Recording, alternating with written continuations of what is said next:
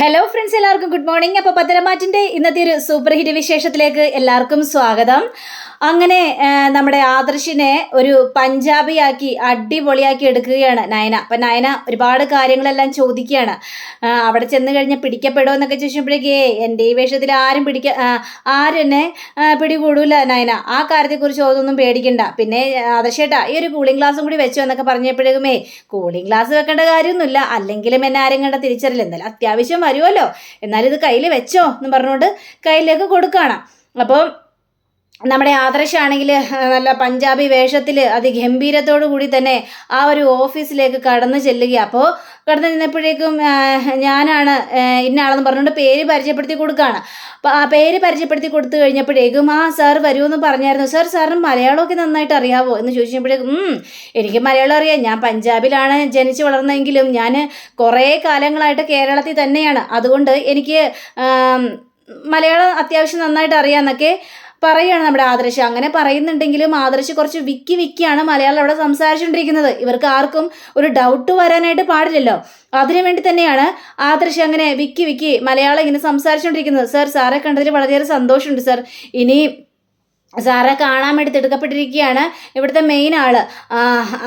അദ്ദേഹത്തിന് സാറെ കാണണമെന്നും സാറോട് സംസാരിക്കണമെന്നും ഒക്കെ പറഞ്ഞിരിക്കുക ആണല്ലോ. അദ്ദേഹത്തെ കണ്ട് അദ്ദേഹത്തോട് കൂടുതൽ കാര്യങ്ങൾ സംസാരിക്കാൻ വേണ്ടിയല്ലേ നമ്മൾ വന്നിരിക്കുന്നത് എന്നും പറഞ്ഞുകൊണ്ട് ഈ ആദർശിനെയും കൊണ്ട് ഇയാളാണെങ്കിൽ ആ ഒരു ക്യാബിലേക്ക് കയറി ചെല്ലുകയാണ്. ഇയാളെ കണ്ടപ്പോൾ തന്നെ നമ്മുടെ ആദർശിന് മനസ്സിലായി, അപ്പം ഇവനാണല്ലോ എല്ലാത്തിനും പിന്നിൽ, ഇനി ഇവൻ്റെ പിന്നിൽ ആരാണ് കളിക്കുന്നതെന്ന് കണ്ടെത്തണമെന്ന് നമ്മുടെ ആദർശ് തിരിച്ചറിയാണ്.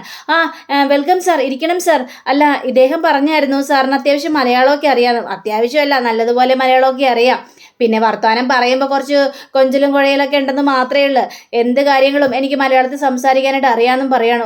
പഞ്ചാബിൽ നിന്ന് വന്ന നിങ്ങൾ ഇത്രയും നല്ല മലയാളത്തിൽ സംസാരിക്കുന്ന കേൾക്കുമ്പോൾ വളരെയേറെ അത്ഭുതം തോന്നുന്നു സാർ എന്നൊക്കെ ഇയാളിങ്ങനെ പറയുകയാണ്. അപ്പോൾ ആദർശമാണെങ്കിൽ ദൈവമേ പിടിക്കപ്പെടല്ലേ എന്നുള്ളൊരു മനസ്സിലൊരു ഒറ്റ ചിന്തയുള്ളൂ.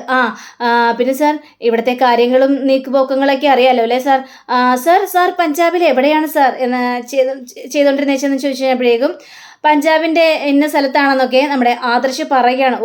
അവിടെയാണല്ലേ, അപ്പോൾ കേരളത്തിൽ വന്നിട്ട് എത്ര വർഷമായി? ഒരു 10-20 വർഷമായി ഞാൻ കേരളത്തിൽ വന്നിട്ട് എന്ന് പറയാം. അപ്പോൾ ഇതൊക്കെ കേട്ട് കഴിഞ്ഞപ്പോഴേക്കും 20 വർഷത്തോളം ആയല്ലേ, വിശ്വസിക്കാൻ പോലും പറ്റുന്നില്ല സാർ, വെറുതെ അല്ല സാർ ഇത്രയും മലയാളം നന്നായിട്ട് സംസാരിക്കാനായിട്ട് കഴിയുന്നത്. അങ്ങനെ അവരുടെ ആ ഒരു ഡീലിനെ കുറിച്ചും അതേപോലെ തന്നെ കമ്പനിയിലെ കുറിച്ചും ഒക്കെ കാര്യങ്ങളെല്ലാം പറയുകയാണ്.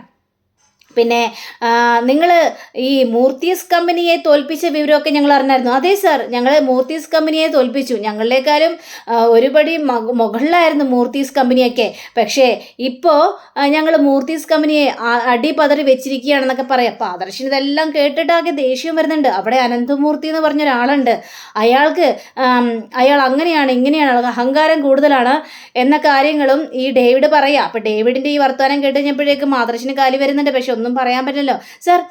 പിന്നെ മറ്റു ചിലരും കൂടി ഇവിടെ വരുന്നുണ്ട് കേട്ടോ.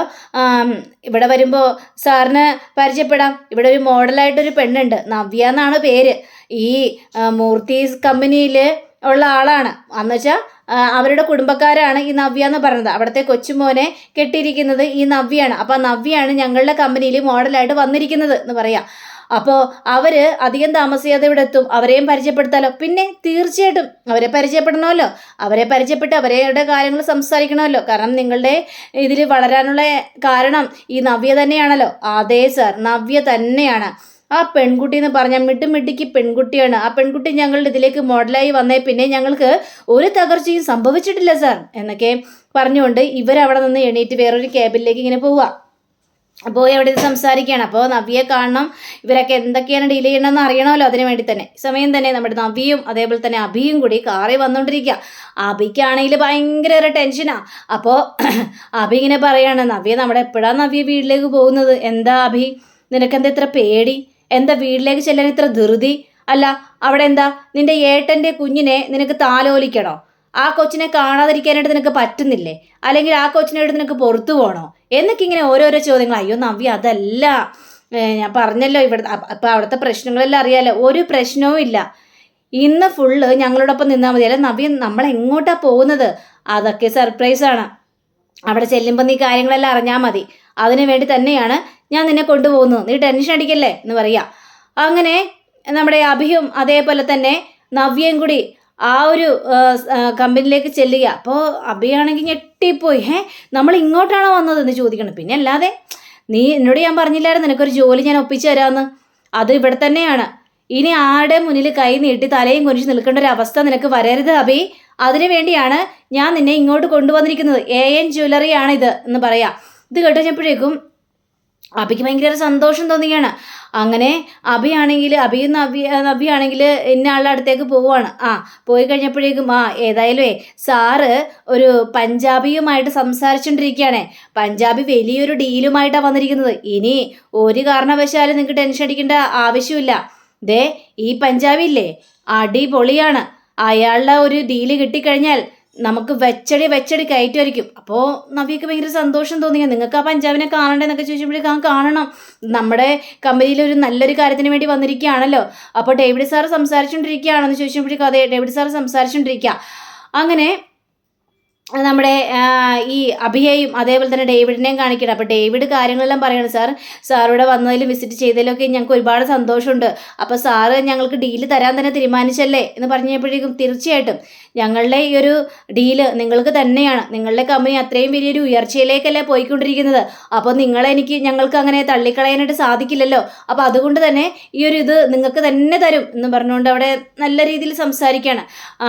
ഏതായാലും നമുക്ക് അങ്ങോട്ട് പോയാലോ, പോയിട്ട് ഇനിയിപ്പോൾ ഞങ്ങൾക്ക് വേറൊരു ഇൻ്റർവ്യൂവും കൂടി നടത്താനുണ്ട് എന്ന് പറഞ്ഞപ്പോഴേക്കും നമ്മുടെ അഭിയാണെങ്കിൽ നേരെ ആ ക്യാബിൻ തുറന്ന് പുറത്തിറങ്ങി കഴിഞ്ഞപ്പോഴേക്കും നവ്യയും അതേപോലെ തന്നെ അഭി ഇരിക്കുന്ന കാഴ്ച കാണുകയാണ്. ദൈവമേ, ഇവരുടെ അടുത്തേക്കാണോ വന്നിരിക്കുന്നത്? ഇനിയിപ്പോൾ നവ്യ എന്നെ തിരിച്ചറിഞ്ഞു കഴിഞ്ഞാൽ പണി കിട്ടുമല്ലോ. ഉടനെ തന്നെ ആ കൂളിംഗ് ഗ്ലാസ് എടുത്ത് നമ്മുടെ ആദർശ് കണ്ണിലേക്കെടുത്ത് എടുത്ത് വെച്ച് കഴിഞ്ഞപ്പോഴേക്കും തിരിച്ചറിയില്ലായിരിക്കും. അങ്ങനെ ഈ ആദർശ് നേരെ ഇവരുടെ അടുത്ത് ചെന്നിട്ട് അതെ എന്നാൽ പിന്നെ ഞാൻ ഇറങ്ങുകയാണ് കേട്ടോ.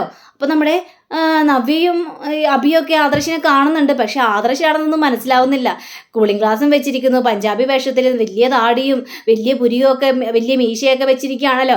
അപ്പോൾ നമ്മുടെ ആദർശിനെ മനസ്സിലായില്ല. പക്ഷെ കൂളിംഗ് ഗ്ലാസ് എടുത്തിരുന്നെങ്കിൽ ആ കണ്ണ് നോക്കി നമ്മുടെ നവ്യ കണ്ടുപിടിച്ചാനായിരുന്നു. നവ്യ ഇച്ചിരി ബുദ്ധിശാലിയുള്ള കൂട്ടത്തിലാണല്ലോ.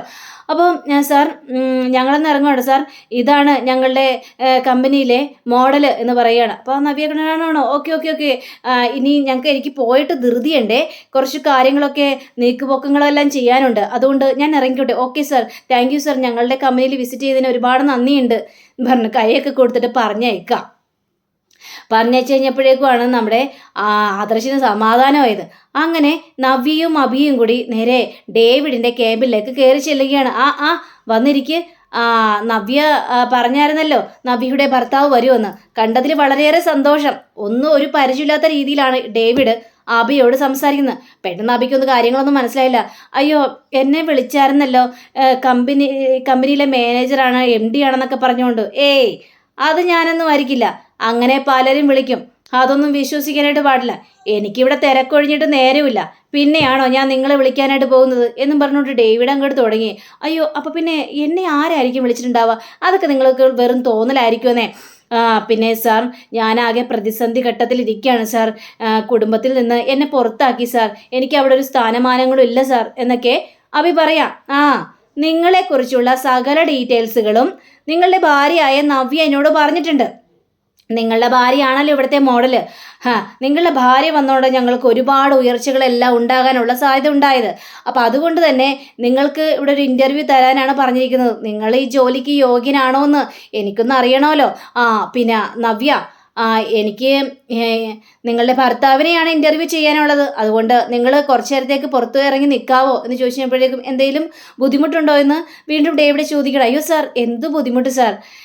എനിക്കങ്ങനെ ഒരു ബുദ്ധിമുട്ടുമില്ല. എൻ്റെ ഭർത്താവിനോട് ഒരു ജോലി കൊടുത്താൽ മാത്രം മതി, അത്രയേ ഉള്ളൂ. ഇൻ്റർവ്യൂ നടക്കട്ടെ, ഞാൻ ഏതായാലും പുറത്തേക്ക് ഇറങ്ങി നിന്നോളാം എന്ന് പറഞ്ഞുകൊണ്ട് നവ്യ ആണെങ്കിൽ പുറത്തേക്ക് ഇറങ്ങി പോവാണ്. അപ്പോൾ പുറത്തേക്ക് ഇറങ്ങി പോയി കഴിഞ്ഞപ്പോഴേക്കും എടോ, ഇപ്പം മനസ്സിലായല്ലോ കാര്യങ്ങളൊക്കെ. താൻ പേടിക്കണ്ട. ഇപ്പം നവ്യയെ കൊണ്ട് തന്നെ റെക്കമെൻഡേഷൻ ചെയ്യിപ്പിച്ച രീതിയിലായില്ലേ. അപ്പോൾ നവ്യയ്ക്ക് ഒരു സംശയവും തോന്നൂല. താൻ സങ്കടപ്പെടലേടോ. തനിക്കിവിടെ വലിയൊരു പോസ്റ്റ് തന്നെയായിരിക്കും തരാനായിട്ട് പോകുന്നത്. ദേ തന്നെ വെച്ച് കുറേ കളികളെല്ലാം കളിക്കാനുണ്ട്. ഇതൊക്കെ കേട്ടുകഴിഞ്ഞപ്പോഴേക്കും സാർ എൻ്റെ ജീവിതം തന്നെ ഒരു പരീക്ഷണ ഘട്ടത്തിലാണ് നിൽക്കുന്നത്. ഇനി എന്നെ വെച്ച് ഒരു പരീക്ഷണത്തിന് ഒരുങ്ങരുത് സാർ. ഇത് കേട്ടുകഴിഞ്ഞപ്പോഴേക്കും ഇല്ലടോ എടോ തനിക്ക് ഒരു ബ്രാഞ്ച് അങ്ങോട്ട് എഴുതി തരാൻ തന്നെയാണ് ഞങ്ങൾ തീരുമാനിച്ചിരിക്കുന്നത്. ഒരു ബ്രാഞ്ച് തന്നെ. അപ്പോൾ അതിലെന്തെങ്കിലും സംശയമുണ്ട്? എന്താ സാർ ബ്രാഞ്ച് തന്നെയോ? അതെ. അപ്പോൾ താൻ വിചാരിക്കുന്നുണ്ടാവും ഒരു ബ്രാഞ്ച് തന്നെ എൻ്റെ തലയിൽ എന്തിനാ വെച്ച് തരുന്നതെന്ന്. പക്ഷേ അതിനെന്താ കാരണമെന്നും അതിലെന്താ ഉദ്ദേശമൊന്നും അധികം താമസിയാതെ തനിക്ക് മനസ്സിലാകുക തന്നെ ചെയ്യും. അപ്പോൾ അതുകൊണ്ട് തനിക്കിവിടെ ജോലി ഉറപ്പാണ്. തന്നെ ആട്ടി പുറത്താക്കിയവരെല്ലാം തന്നെ കണ്ട് പാഠം പഠിക്കണം. താനൊരു വലിയ നിലയിലെത്തിയെന്ന് മനസ്സിലാക്കണോ അഭി എന്നിങ്ങനെ ഇടേവിടെ പറയുക. ഇത് കേട്ട നമ്മുടെ ഈ അഭിയുടെ മുഖം ചിരി കൊണ്ടങ്ങോട്ട് നിറഞ്ഞങ്ങോട്ട് നിൽക്കുക. അപ്പം അങ്ങനെയും കാണിച്ചുകൊണ്ടാണ് നമ്മുടെ ഇന്നത്തെ റിവ്യൂടെ അവസാനിച്ചിരിക്കുന്നത്. അടുത്ത റിവ്യൂവിനായി കാത്തിരിക്കുക, സബ്സ്ക്രൈബ് ചെയ്യുക. എല്ലാവർക്കും നല്ലൊരു ദിനം ആശംസിച്ചുകൊണ്ട് തന്നെ നമസ്കാരം. Thank you. ബൈ.